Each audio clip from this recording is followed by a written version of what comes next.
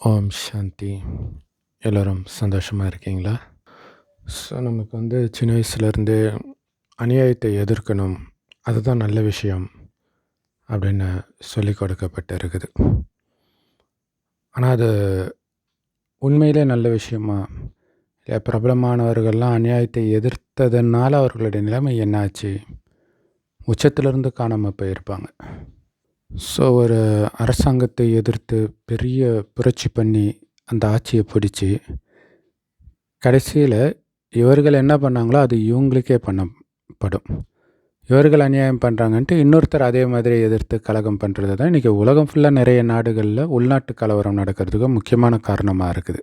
So அது உலக அளவில் எடுத்துக்காமல் தனிப்பட்ட மனிதனுடைய வாழ்க்கையில் எடுத்துக்கிட்டால் கூட நம்ம என்ன நினைக்கிறோம் அப்படின்னா, வெளியில் அநியாயம் நடக்குது, அதை எதிர்த்து நாம் எது நியாயம் நினைக்கிறோமோ அதுக்கு எடுத்துகிட்டு வர்றதுக்கு முயற்சி பண்ணுறோம். அதனால் சிலருக்கு நன்மை கூட அமையலாம் தற்காலிகமாக. ஆனால் உங்களுக்கு அது நிரந்தரமாக ஒரு பேரழிவை கொடுக்கக்கூடிய ஒரு குணத்தை உங்களுக்குள்ளே ஆழமாக பதிய வச்சிடுச்சு, எதிர்க்கணுன்ற குணம். இந்த எதிர்க்கணுன்ற குணம் என்ன பண்ணணும்னா, ஒரு டைமுக்கு பிறகு உங்களால் எதிர்க்க முடியாத ஒரு சூழ்நிலைக்கு தள்ளும். அந்த நேரத்தில் உங்களால் எதுவுமே பண்ண முடியாது. ஆனால் இது எனக்கு அநீதி நடக்குதுன்னு உங்களுக்கு தெரியும். உள்ளுக்குள்ளே அப்படி வெடிக்கும் அந்த கோபம், அந்த உணர்வுகள். அது ஒரு குறிப்பிட்ட வயசாகிடுச்சுன்னா அது உங்கள் உடம்பை பயங்கரமாக தாக்கும். அதாவது உங்களை நீங்களே அழிச்சிக்கிறதுக்கு ஒரு காரணமாக மாறிடும் இந்த குணம். ஆனால் மதங்களில் இந்த மகாபாரத யுத்தம், ஜிஹாத், புனித போர், இதெல்லாம் அந்த கதைப்படி ஏதோ வெளியில் அநியாயத்தை எதிர்த்து சண்டை போடுற மாதிரி இருக்கும். ஆனால் உண்மையில் அது அநியாயத்தை எதிர்த்து சண்டை போடுற போர் கிடையாது. அநியாயத்தை எதிர்க்கிற குணத்தை எதிர்த்து உங்களுக்குள்ளே நடக்கிற போர் இல்லையா? வெளியில் அநியாயம் நடந்தால் இங்கே உள்ள அமைதி போகுது. அல்லாவின் மார்க்கம் அமைதி மார்க்கம்ன்றாங்களே, அப்போ மனதை அமைதியாக இருக்கக்கூடிய வழியைத்தான் இறைவன் கற்றுக் கொடுக்கிறார். இதுதான் மிகப்பெரிய யுத்தம், மனதை கண்ட்ரோல் பண்ணுறது தான். ஏன்னா பொறுத்தார் பூமி ஆழ்வார் அப்படின்வாங்க. ஸோ பொறுத்துக்கிறீங்கன்னா என்ன அர்த்தம்? மனதை உங்கள் கட்டுப்பாட்டுக்கு எடுத்துகிட்டு வரீங்கன்னு அர்த்தம். ஸோ அவர்களுக்குத்தான் உலகத்தை ஆளக்கூடிய பாக்கியம் கிடைக்கும். ஸோ ஸ்ரீகிருஷ்ணர் கையில் அந்த ஸ்வதர்ஷ்ண சக்கரம் இருக்கும். அநியாயம் செய்கிறவங்கள அதனால் அழிச்சதாக காட்டியிருக்கிறாங்க. ஆனால் உண்மையில் அந்த ஸ்வதர்ஷ்ண சக்கரம் நீங்கள் நினைக்கிற மாதிரி கண்ணுக்கு தெரியக்கூடிய ஒரு ஸ்தூலமான சக்கரம் கிடையாது. அதை வைத்து யாரையும் அழிக்க முடியாது. ஆனால் அதை வைத்து உங்களுக்குள்ளே இருக்கக்கூடிய அகங்காரத்தை, கோபத்தை, காமத்தை, பற்ற, பேராசையை, அகங்காரத்தை அழிக்க முடியும். ஏன்னா இதுதான் உங்களுடைய அமைதியை கெடுக்குது. அதாவது ஞான சக்கரம் அது. இந்த உலகம் பற்றிய ஞானம், இந்த உலகத்தை இயக்கக்கூடிய ஒரு பிரபஞ்ச ரகசியத்தை பற்றிய ஞானம், அதை சதா மனதுக்குள்ளே சுற்றிக்கிட்டே இருந்தீங்கன்னா அமைதியாயிடுவீங்க. முக்காலம் பற்றிய ஞானம், 3 காலத்தையும் பார்க்கும்போது அமைதியாயிடுவீங்க. நமக்கு நடக்கிற அநீதிக்கு காரணம் நாம் முன் ஜென்மங்களில் பிறருக்கு செய்த அநீதி. தெரியாமல் தான் பண்ணியிருப்போம். தெரியாமல் பண்ணாலும் பாவம் தானே.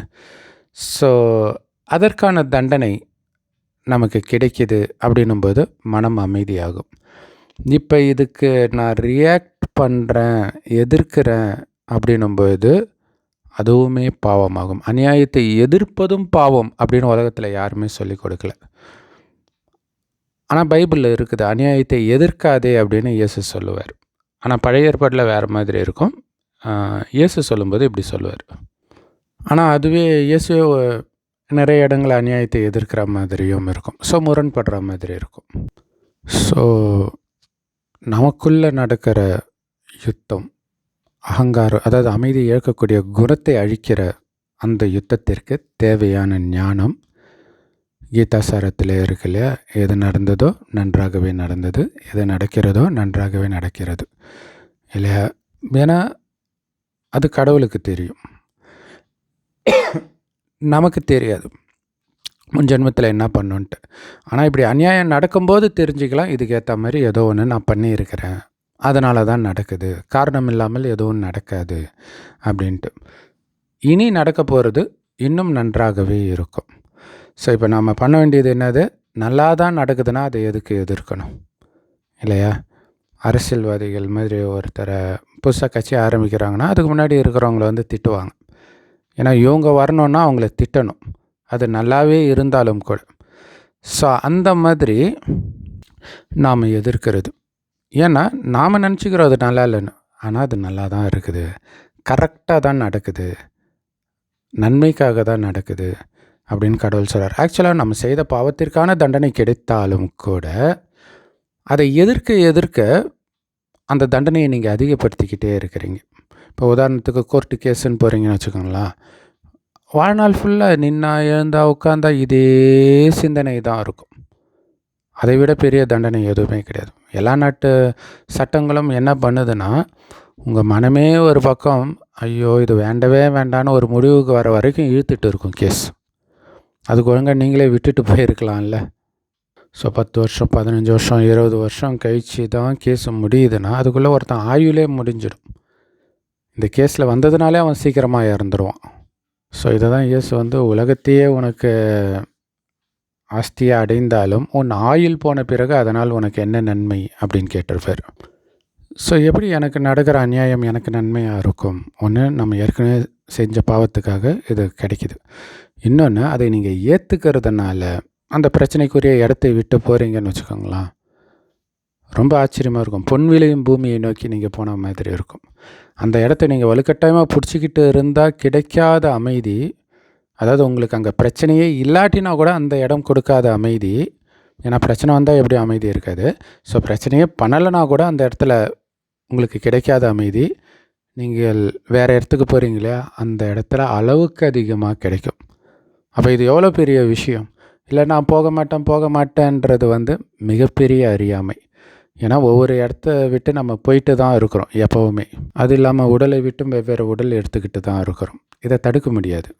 எல்லாத்துக்கும் மேலே இப்போ அநீதி நடந்தே தீரும் நல்லவர்களுக்கு. அது உண்மையில் கடவுளுடைய கருணை. ஏன் அப்படின்னா, நீங்கள் எந்த அளவுக்கு நல்லவராக இருக்கிறீங்க அப்படி செக் பண்ணுறதுக்காக அது நடக்குது. எப்போவுமே நல்லவர்களுக்கு அநியாயம் நடக்கும். ஏன் நடக்குது அப்படின்னா, ரொம்ப நல்லவராக இருக்கும்போது அது நடக்கும். ஏன்னா நல்லவருக்கு வந்து ஒரு நல்ல அடுத்த ஜென்மத்தில் ஒரு நல்ல குடும்பத்தில் பிறக்க வைக்கணும். ஆனால் அதுக்கு உண்மையிலே அவர் தகுதியானவரான்னு செக் பண்ணணும். அப்போ எந்த அளவுக்கு அவர் நல்லவர்? கம்முன்னு இருக்கிறோம், நல்லவராக இருக்கிறீங்க, நல்லவராக இருக்கிறாங்க உங்ககிட்ட, அவங்கக்கிட்ட நீங்கள் நல்லவராக இருக்கிறீங்க. இது பெரும்பாலும் எல்லோரும் பண்ணிவிடுவாங்க. சரி, உங்களுக்கு எந்த விதத்துலேயும் ஆதாயம் கிடையாது, அவர்கிட்ட நல்லவராக இருக்கிறீங்களா செக் பண்ணுவாங்க. அடுத்தது, உங்களுக்கு துக்கம் கொடுக்குறாங்க, அவங்கக்கிட்ட நல்லவராக இருக்க முடியுதா? உங்கள் கூடவே இருந்து குழி பறிக்கிறாங்க, அவங்கக்கிட்ட நல்லவங்களாக இருக்க முடியுதா?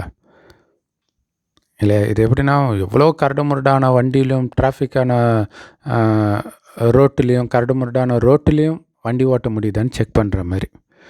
ஸோ அப்படி இருந்தால் அவர்கள் அடுத்தது ஒரு உயர்ந்த குடும்பத்தில் பிறப்பாங்க. ஸோ அதற்காக தான் அது நடக்குது. அதிலும் குறிப்பாக இப்போ அநியாயம் ரொம்ப நடக்கும், குறிப்பாக இந்த ஞானத்தை எடுப்பவர்களுக்கு. ஏன்னா இந்த ஞானத்தை சுயம் பகவான் கடவுளே வந்து சொல்கிறார். யாரை சிவன் இந்துக்களும் அல்லாஹ் முஸ்லீம்களும் பரமபிதான் கிறிஸ்தவர்களும் சொல்கிறாங்களோ அந்த ஒரே இறைவன் அவருடைய இருப்பிடமாகிய செம்பொன் நிறமான ஒளி உலகத்திலேருந்து வரார். அதை பரந்தாமம் பரலோகம்னு சொல்கிறோம். அங்கே சின்ன நட்சத்திரம் மாதிரி இருக்கார். அவர் கடைசின்னு ஒரு வருடம் ஒரு வயோதிகர் உடலில் வந்து இந்த ஞானத்தை கொடுக்குறார். அந்த வயோதிகருக்கு பிரம்மான்னு பேர் வைக்கிறார். என்ன ஞானம்? இந்த பூமி ஆரம்பத்தில் சொர்க்கமாக இருந்தது 2500 வருடத்துக்கு. அடுத்த 2500 வருடம் கொஞ்சம் கொஞ்சமாக இதே பூமி நரகமாகுது. அதாவது பாவம் செய்ய ஆரம்பிச்சிடுறாங்க மனிதர்கள். சொர்க்கத்தில் காமம், கோபம், பற்று, பேராசை, அகங்காரம்னா என்னன்னே தெரியாது. ஏன்னா இந்த 5 விகாரங்கள் தான் பாவமே. அது எப்படி சாத்தியம்னா, அவங்க தங்களை அழியக்கூடிய உடம்புனே நினைக்க மாட்டாங்க. இதை இயக்கக்கூடிய ஆத்மானான்ற உணர்வில் இருப்பாங்க. ஆத்மானா உயிர். அது பூர்வமத்தில் நட்சத்திரம் மாதிரி ஜொலிக்கினால தான் இங்கே போட்டு வைக்கிற பழக்கம் இருக்குது. அந்த ஆத்மா தான் கண் வழியாக பார்க்குது, வாய் வழியாக பேசுது, அனைத்து காரியத்தையும் உடல் மூலமாக செய்யுதுன்ற உணர்வு இயல்பாகவே அங்கே இருக்கும். அது எப்படி இயல்பாக வருது அப்படின்னா, ஒவ்வொரு 5-6 வருட இறுதியிலும் இறைவன் வந்து அந்த குணத்தை நமக்குள்ளே போதித்து நிரப்பி அடுத்த ஜென்மத்துக்கு தயார்படுத்தி அனுப்புகிறார். அதனால தான் கடவுளுக்கு மகிமை. ஸோ நாம் இப்போ பண்ண வேண்டியதெல்லாம் ஆத்மான்னு ஒன்று வந்து சிவ பரமாத்மாவை சதா நினைவு பண்ணிக்கிட்டே இருக்கணும். அப்போ காமம், கோபம், பற்று, பேராசை, அகங்காரம் எல்லாம் நம்மை விட்டு போகும். ஏன்னா உடல்ன்ற உணர்வே மறப்பீங்க. எப்போவும் இருக்கக்கூடிய ஆத்மா நான்ற உணர்வில் இருப்பீங்களா உண்மையிலே அப்படி தான் இருக்கிறீங்களா அப்படின்னு செக் பண்ணுறதுக்கு தான் உங்களுக்கு அநீதி நடக்குது, காமத்தை தூண்டக்கூடிய விஷயம் வரும், எல்லாமே வரும். இதுக்காக தான் வருதுன்னு புரிஞ்சுக்கணும். இதுதான் சோதனைத்தாள். சோதிப்பதற்காகவே அல்லாஹ் நம்மை படைத்தான் அப்படின்னு முஸ்லீம்கள் சொல்கிறது எல்லாமே இந்த கடைசி ஜென்மத்தை குறிக்கக்கூடிய விஷயங்கள். ஸோ அப்படி இந்த டெஸ்ட் பேப்பர்லாம் பாஸ் பண்ணி சொர்க்கத்துக்கு நாம் போயிடுவோம். அங்கே தேவதையாக மாறிடுவோம். அதாவது தெய்வீக குணம் நிரம்பிய மனிதர்கள். அந்த தேவதைகளுக்குத்தான் இந்துக்கள் கோயில் கட்டி கும்பிடுறோம். ஆனால் சொர்க்கத்தில் இருக்கிறதுனால அவங்களுக்கு கோயில் கட்டலை. சொர்க்கத்துக்கு போகிறதுக்கு அவங்க பண்ண முயற்சி இருக்குது பாருங்கள். சுற்றி அவ்வளவு அநீதி நடக்கும் பொழுது அந்த அநீதி செய்தவர்கள் நன்றாக இருக்க வேண்டும்னு உள்ளபூர்வமாக அவர்கள் நினைக்கிறார்கள், எல்லோரையும் மாதிரி. அதனால தான் இந்து தெய்வங்கள் எல்லாம் இப்படி இருக்கிறாங்களா கோயிலில்?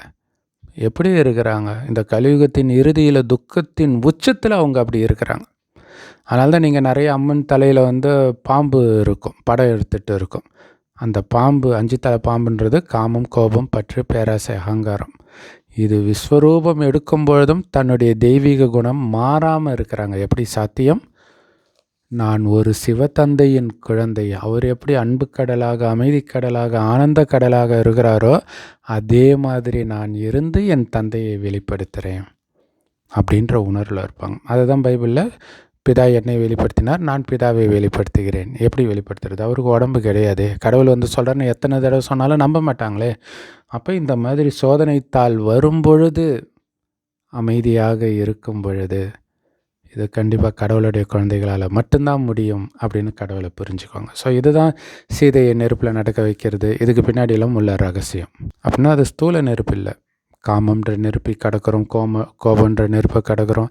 எதுலேயும் சிக்காமல் அந்த குளிர்ந்த தன்மை மாறாமல், அமைதி மாறாமல், அன்பு மாறாமல் ஒரு சோதனைத்தாலையும் நாம் கடக்கிறோம். அதுக்கு அநீதியை கண்டு பயப்படக்கூடாது, அநீதியை கொடுப்பவர்களை வெறுக்கக்கூடாது. ஏன்னா நாம் பிறருக்கு அநீதி செய்யும்போது நமக்கு எப்படி தெரியாதோ அதே மாதிரி தான் அவர்களுக்கும் தெரியாது. ஏன்னா உலகம் ரொம்ப மோசமாகுது. தவறான போதனைகளை ஸ்கூல்லேருந்தே படிக்கிறாங்க. சினிமா வேறு கெடுக்குது. ஹீரோக்கள் எல்லாம் தப்பு பண்ணுற மாதிரியே காட்டுறாங்க. ஸோ அதுதான் உண்மைன்னு தான் அவங்க நினைப்பாங்க. ஆனால் கோடியில் ஒருத்தருக்கு தான் கடவுள்கிட்ட நேரடியாக ஞானம் எடுக்கக்கூடிய பாக்கியம் கிடைக்குது, உங்களையும் என்னையும் மாதிரி. ஸோ அப்போ கடவுளின் வழிபடி நீங்கள் நடக்கும்பொழுது தான் உங்களுக்கு அல்டிமேட் வெற்றி. இங்கே இருக்கிறத இழப்பீங்க, அது பிரச்சனை இல்லை. ஏன்னா உலகம் அழிய போகுது. அதை பிடிச்சிக்கிட்டு என்ன பண்ண போகிறீங்க? அதுக்கு முன்னாடியே எல்லாத்தையும் விட்டுட்டிங்கன்னா நிம்மதியாக போயிடும் இறைவன் நினைவில். இல்லாட்டினா ஐயோ இதை பார்த்துக்கணும், அதை பார்த்துக்கணும், இதே சிந்தனையில் கடவுளை விட்டுரும். கடவுளை விட்டுட்டிங்கன்னா அவர் கொடுக்குற ஆஸ்தி 2500 வருடத்தின் சொர்க்கத்தின் ஆஸ்தியை இழக்கிறோம். இங்கே எவ்வளோ பெரிய கோடீஸ்வரனாக இருந்தாலும் சொர்க்கத்தின் சுகத்துக்கும் செல்வத்துக்கும் முன்னாடி ஒன்றுமே கிடையாது. தங்க செங்கற்களால் கட்டப்பட்ட மாட மாளிகையில் இருப்போம். அப்போ எவ்வளோ பணக்காரர்களாக இருப்போம் பாருங்கள். சிங்கமும் பசுவும் ஒன்றா தண்ணி குடிக்கும். சிங்கத்துக்கு கூட இன்னொரு விலங்குக்கு துக்கம் கொடுக்கணுன்ற எண்ணம் இருக்காது. அப்போ மனிதர்கள் எப்படி இருப்பாங்க? ஆனால் இன்றைக்கி மனிதர்கள் எப்படி இருக்கிறாங்க? ஸோ இங்கேருந்து தப்பிச்சு போகிறது தான் நல்லது.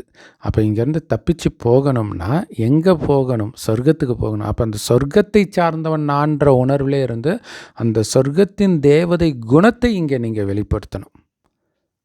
அதுதான் முக்கியமான விஷயம். ஸோ அதற்கு நமக்கு உதவி செய்கிறது உங்களை ஆத்மான்னு வந்து சிவ பரமாத்மாவை நினைக்கணும். அவர் செம்பு நிறமான ஒளி உலகத்தில் நட்சத்திரம் மாதிரி இருக்கார். ஸோ செவ்வானத்தில் நட்சத்திரம் மாதிரி இறைவனை நினைக்கணும். அவர் கொடுக்குற ஞானம் முரளின்னு சொல்லுவோம். அதை சதா தினமும் படிச்சுட்டு அதை சதா மனதுக்குள்ளே சிந்தனை பண்ணிக்கிட்டே இருக்கணும். அந்த முரளி எல்லா பிரம்மகுமாரிகள் ராஜயோக தியான நிலையத்திலும் முற்றிலும் இலவசமாக கிடைக்குது. யூடியூப் வெப்சைட்ஸ்லாம் இருக்குது. அதோடைய லிங்க் இந்த வீடியோக்கு டிஸ்கிரிப்ஷனில் கொடுக்குறோம். அவசியம் பார்த்து பயன்பெறுங்கள். ஓம் சாந்தி. தேங்க்ஸ் ஃபார் வாட்சிங்.